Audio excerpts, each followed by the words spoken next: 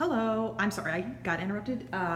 My coworker was telling me my lunch was here. So anyway, let's pick back up where we were. I was a really great confidence builder. I would stand here and look at the kids and say, red caboose, or I'd say caboose at the back. Can you tell me what color that is? And they'd shout red. And then I'd say tank car next.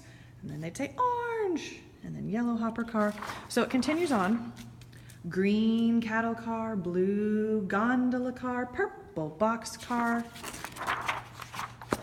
a black tender, and a black steam engine. So let me just, again, we worked on color identification. Let me just back up and let me show you how big that is. So what I also really liked about this book was that although the words aren't huge, the pictures are. And not just because they're a big book, but even in the Donald Cruz book, I really wanted to pick something that had big, bold illustrations that take up the majority of the page. So like on this page, that black steam engine is the majority of the page.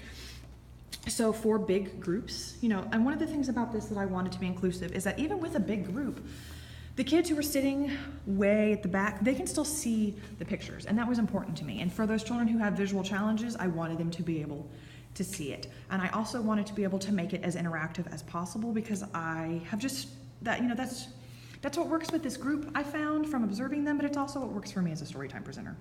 So I really wanted to have something where I could kind of have some fun and play with it. So I liked to do color identification. And this is just a short little book. It's not much to it. Freight train.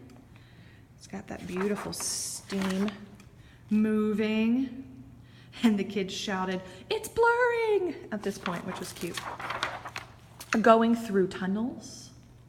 And I had them duck down like they were going through a tunnel. So I wanted to work on some big gross motor skills. I said going by cities, and we talked about the skyscrapers. And I had them stretch up high like a skyscraper, crossing trestles. And I asked them, what's a trestle? And so many of the little boys said, it's a bridge. So that was great. And then it says, moving in darkness. It is tricky to do this with one hand. Moving in darkness, moving in daylight. That juxtaposition of colors is really great for any visual difficulties. Moving in darkness, moving in daylight, going, gone. And the kid said, bye-bye, train. There's that little puff of smoke going. And then it was over. So I read that one. I just really